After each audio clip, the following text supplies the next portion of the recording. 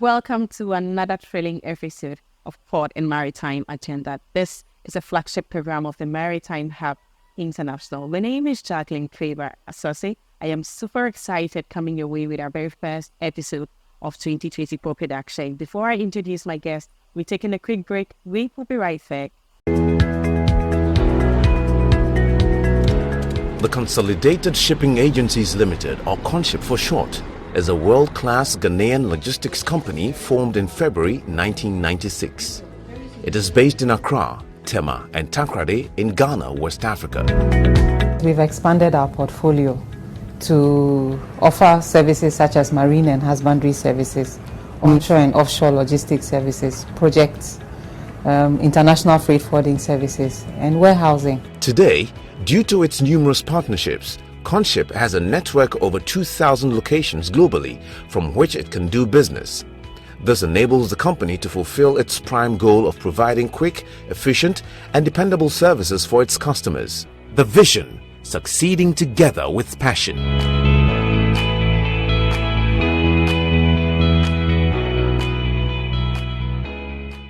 Welcome back from the very quick break. If you just joined us, this is Port and Maritime Agenda. He is the Executive Secretary of the Importers and Exporters Association Ghana. He is also the aspiring flag bearer of the PNC, Mr. Samson Asaki Awingobit. He's very popular when it comes to media engagement. He is our guest today on Port and Maritime Agenda. Hello, Mr. Asaki. Good to see you. Good to see you too. It's been a while. Very. Happy New Year. Same here. I'm here for my chicken and then rice and everything. Chicken and rice runs in 2023.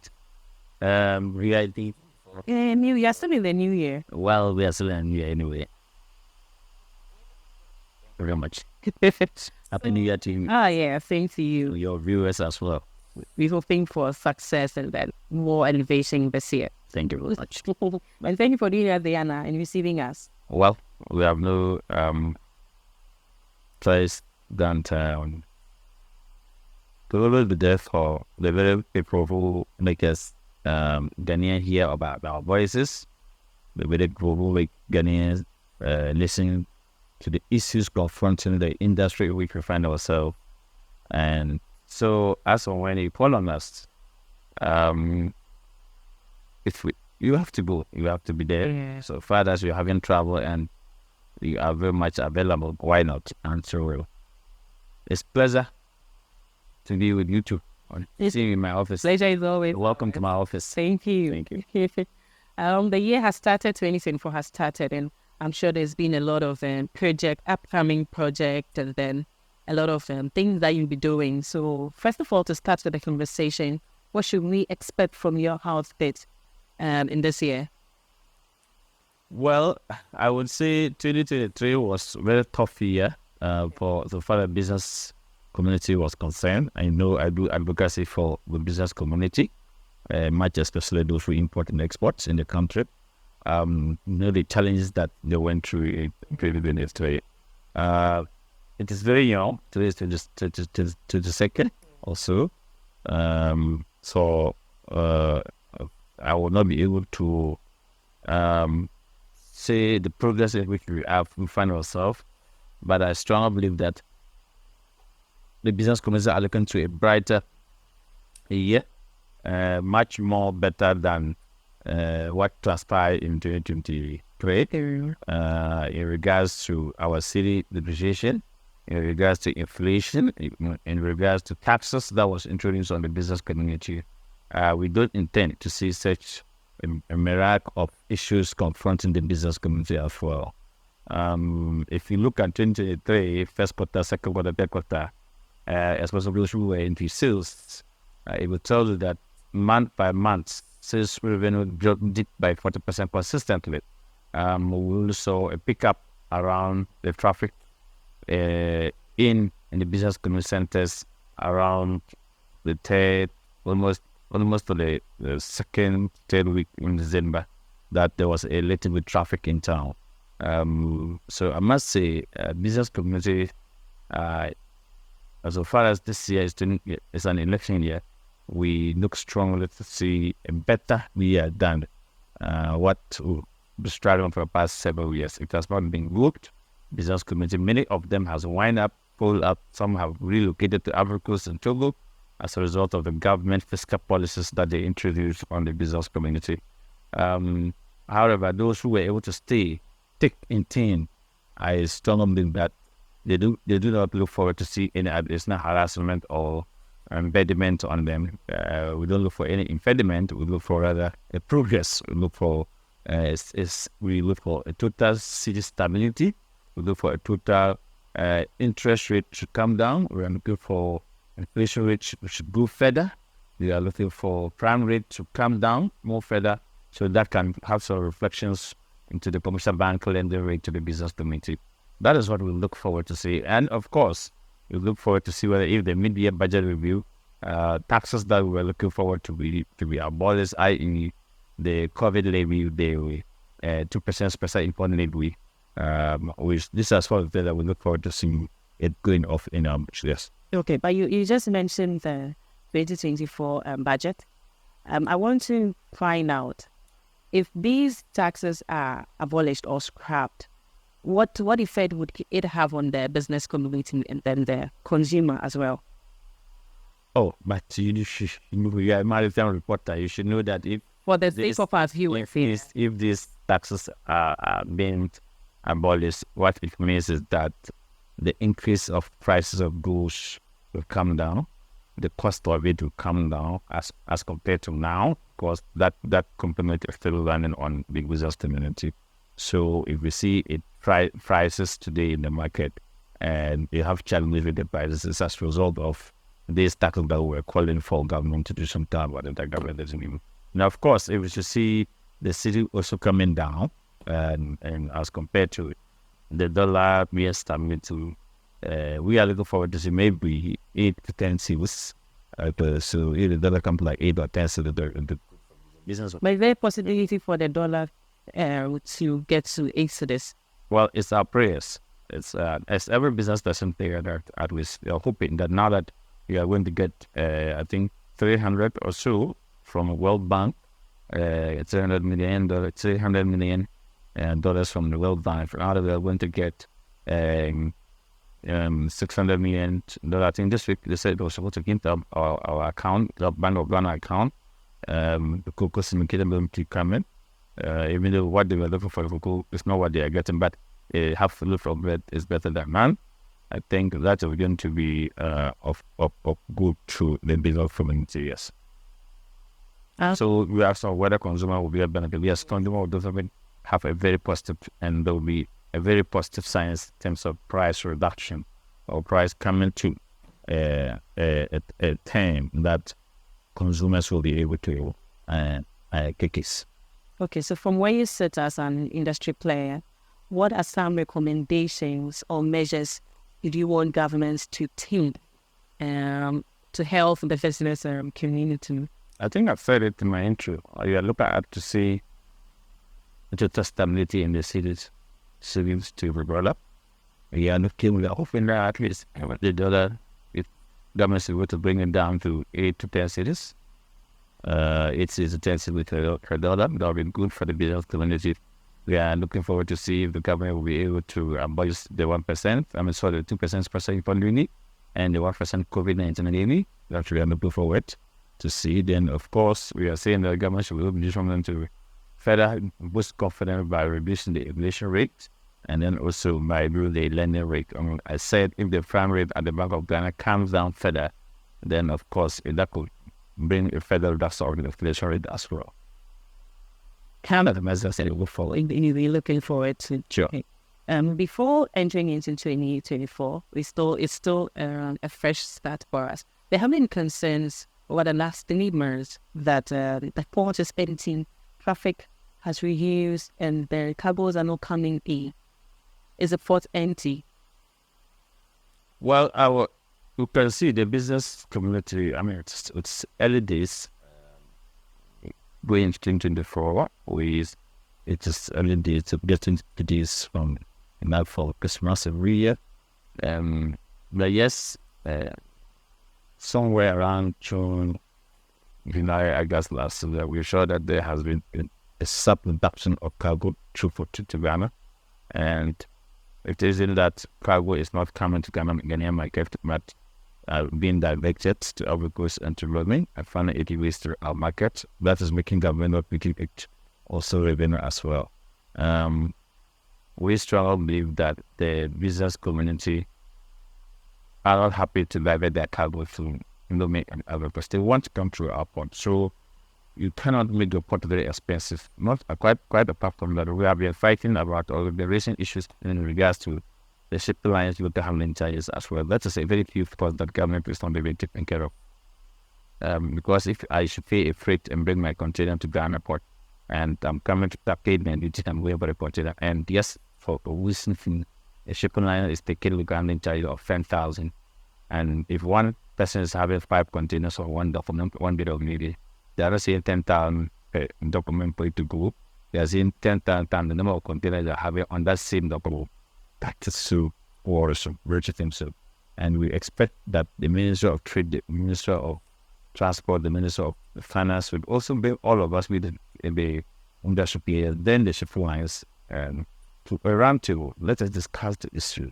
You need not to shy away in it. That alone is also making, because if the same shipping lines before them carriers are dropping boxes in Nigeria, I mean in Ivory Coast, in Lomé, and our people go there to clear. Our people feel that amount of money as releasing keys regarding Chinese. No. So why here?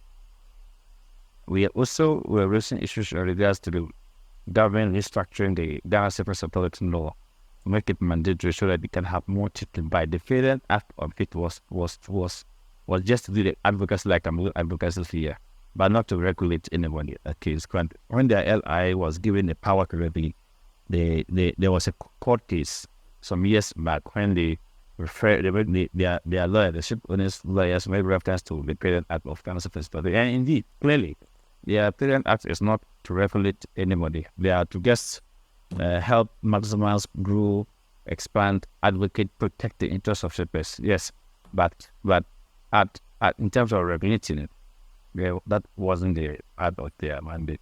So if they are now authority and they want to mandate, then we have to go back to amend the Parent Act itself to say it's going to regulate. So then by then we can then say we can go there and report if there are certain activities that the suppliers or the carriers are undertaking, which is illegal, not in tandem with the law of the Ghana Surface Authority Act. Then we can go there to report. As I speak now, we do not know whether we will report these activities to Ghana Maritime Authority or the Surface Authority. Unfortunately, this industry or these two agencies are under one ministry, which is the Transport Ministry. And so we're also expecting the Transport Minister to put down his foot and invite follow-up that they have brought.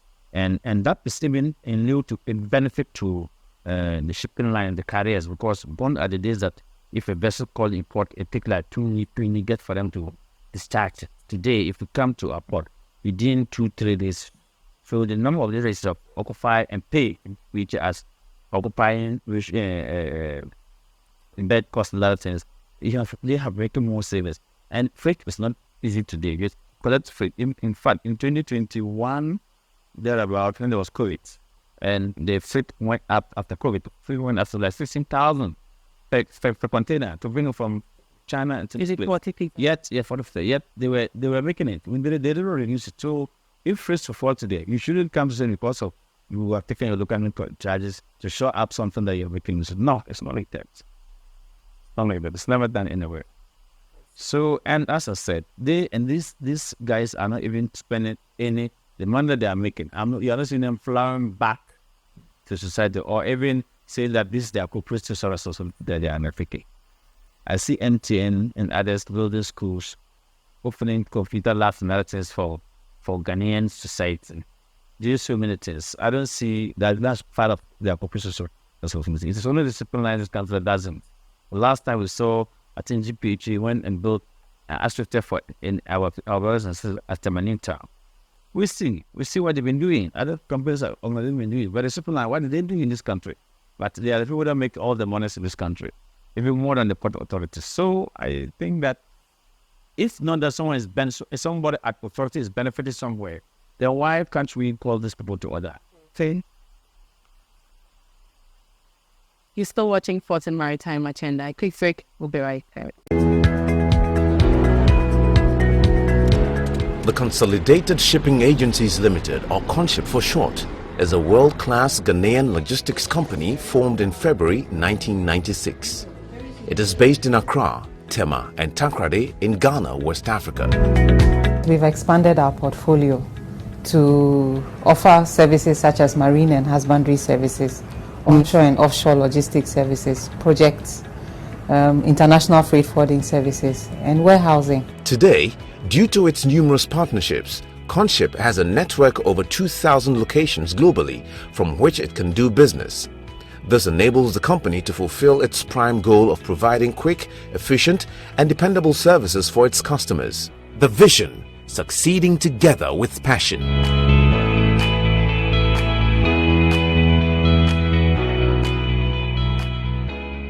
Welcome back from the very quick break. If you just joined us, this is Port and Maritime Agenda. And with us here on PAMA is Mr. Samson Asaki Awingobit, the Executive Secretary of the Importers and Exporters Association. So, Mr. Asaki, I wanted to ask you a question before that break. Coming to your political ambition, why do you still want to contest for the flag bearership race for the PNC after failed attempts in the past 2 years?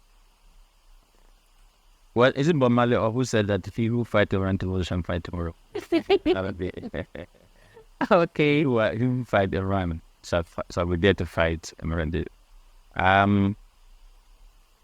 Me contesting the flag bearer for the PNC in 2020 and I lost. It should not be news.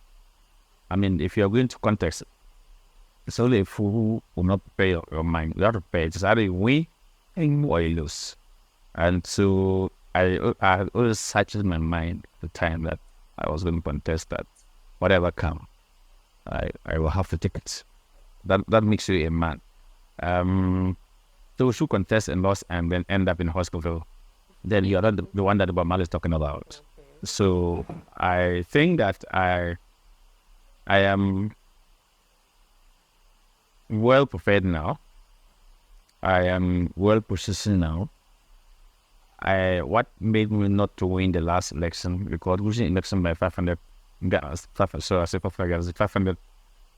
of votes to your contender makes me stronger and know that if I push a little bit further, luck will elude my sight, and inshallah I will be the next candidate to meet the PNC. Why did I contest 2020 and 2024? I wouldn't want to contest. I'll have to contest because I really mean to become the president of the Republic of Ghana. Because I have something to offer Ghanaians. In my own space here, you see the kind of benefit that I have done. That is satisfying, that is really yielding results.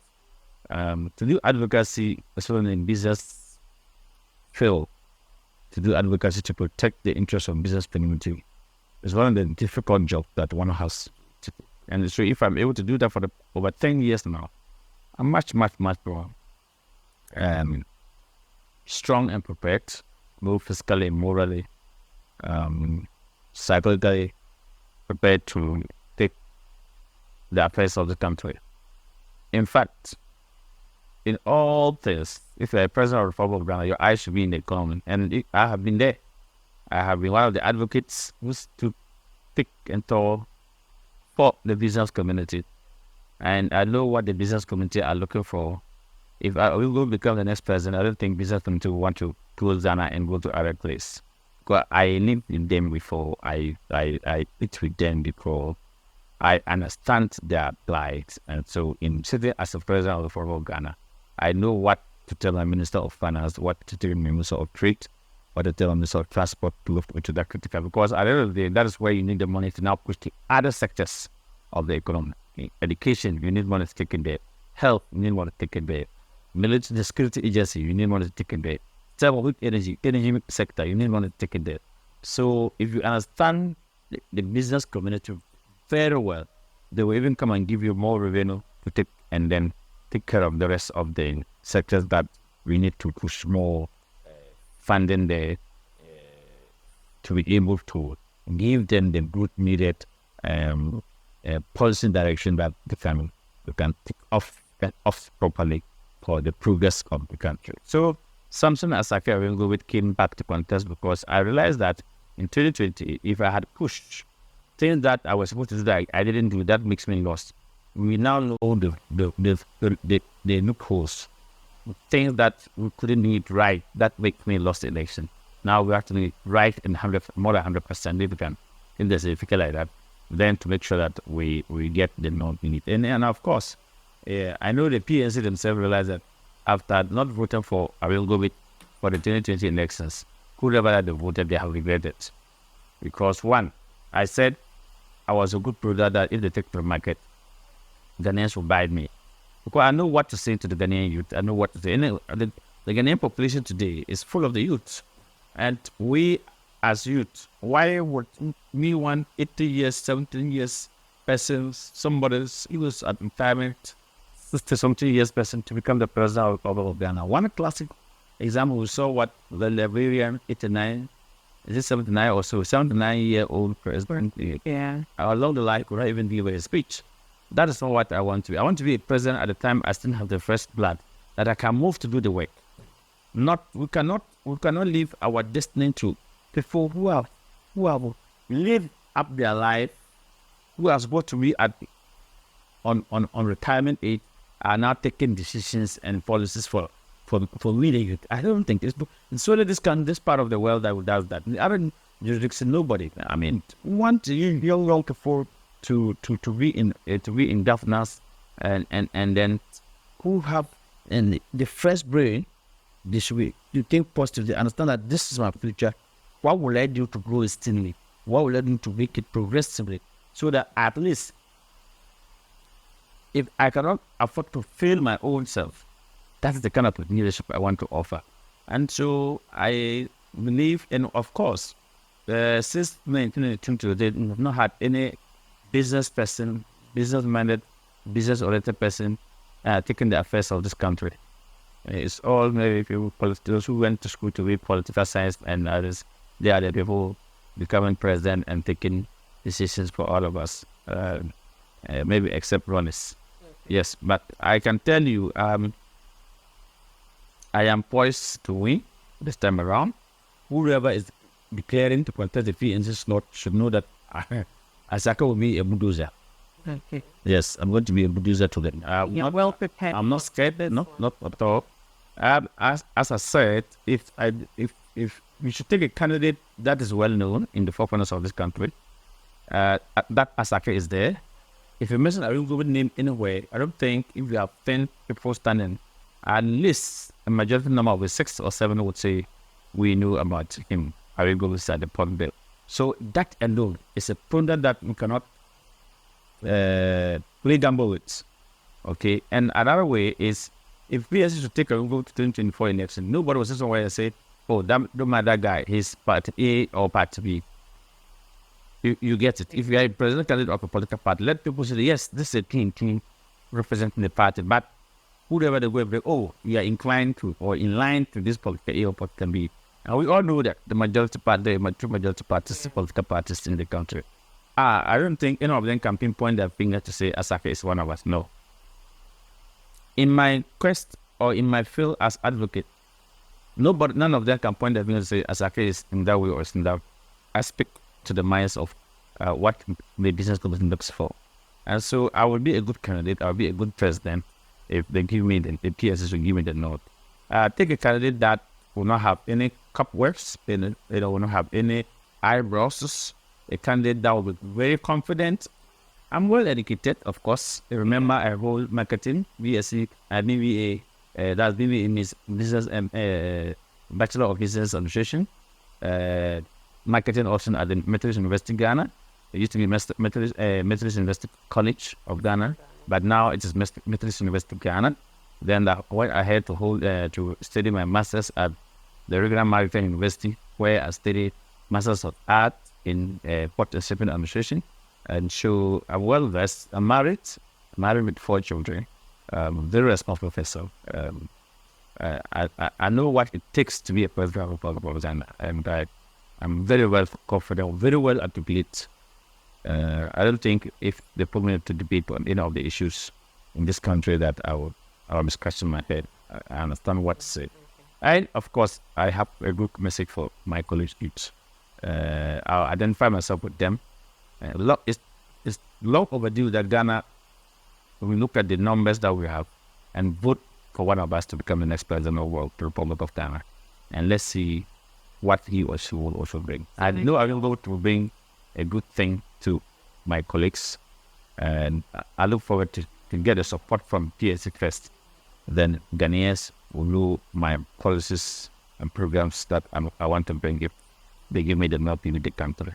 But recently there have been some one or two misunderstandings that erupted within the party. How have you helped resolve these issues? Yeah, certainly yes. If we intend to lead a political party that has issues like the PLC, you will not be a happy person.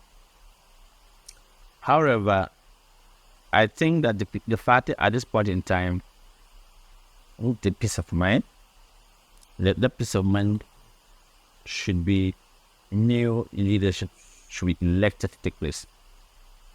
What I saw or what I have done on my path to bring peace, the fact was that the first place, when the General Secretary was suspended toward in 2001 or 2022 thereabout, I was the first person to issue a statement that I think having listened to the General Secretary issues or complaint relative, I realized that there was no natural justice. They didn't give her they needed opportunity to air a grievances. She protest of the disciplinary committee being biased, and she was not going to go out. I thought if reasonably the best thing they could have done was to reconstitute the committee to sit before. Then also those who went ahead to sign the petition were almost all the executives of the party except her alone, and we cannot do like that. Then the presidential candidate for 2020 is taking the part of the court. Look, saying that the General Secretary and some people had a meeting in Kumasi and overthrew him or dismissing him. He's in court for court criminal school, is the rightful leader of the party. I don't think if I were to be the president candidate, I would have gone to court myself, that president candidate, because at least as a president candidate, you have followers all over the country. You can find one constituency executive or government president somewhere to go to court to say, no, you cannot, the General Secretary or team cannot say he is not the president and the leader of the party, but not issuing it in several courts. Because for all, if there are so many issues, always look up to you because you are the leader. And so if you leader left road, leader abandon leader, you now run to court. I don't think it is leadership politics. It's not part of leadership politics. And aside that, what I also see that brought us to this far is when they were elected to office, what they should have known is that they were coming from different backgrounds. And so there was a need for them to get a consultant to come and think them through at least 2 or 3 days. Let them understand, okay, you are all leadership, elected into leadership position, and then the Congress is the higher decision body. However, after electing you, you should know that the president candidate has powers, certain powers. The General Secretary has certain powers. The National Chair has certain powers. All of you powers come together. You use your powers and your knowledge to complement each other to make the progress of the party. So whatever you go to discuss issues, even if you're not in support of it, you don't, if you step out of this office or the vote room wrangling, you don't take vote room wrangling to outside it. And then you should also know that it's all taken oath of allegiance to the party, oath of secrecy. It's not everything that has been discussed. Even if you're not in support, you should not take it to the media or to the public domain. I think that the current dispensation of our PNC leadership lack that merit, and that is why they have exposed the party as far. 2020, it doesn't mean 2020 election was only the PSC party that had goals for the business community from other political parties who are our friends who want to support us. What it means is that if care is not taken, the next leadership of the party will suffer.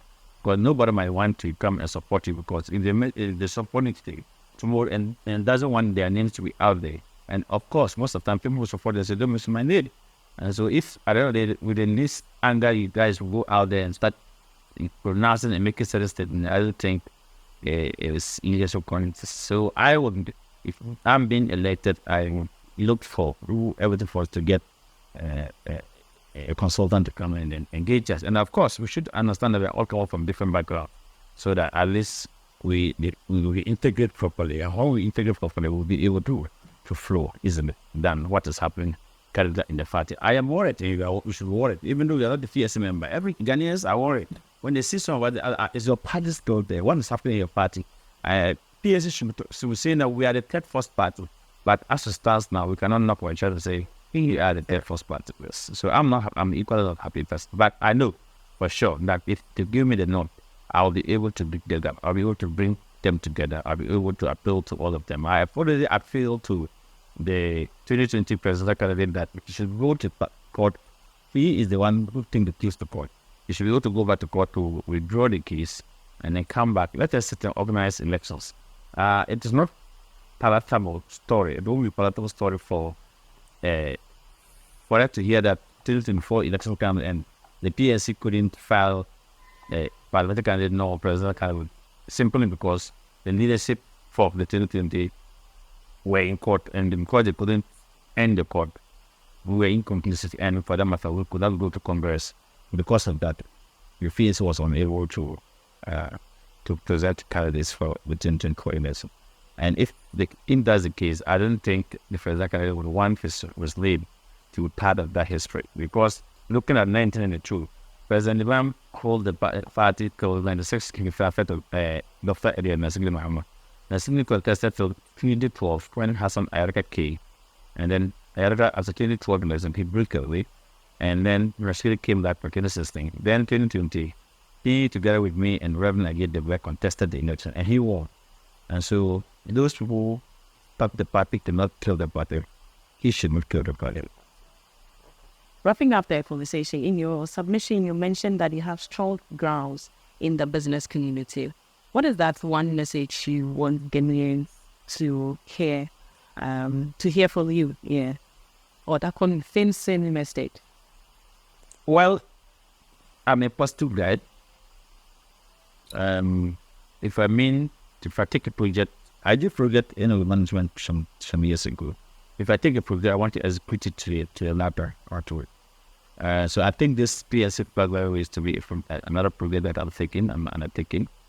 I am actionable person. I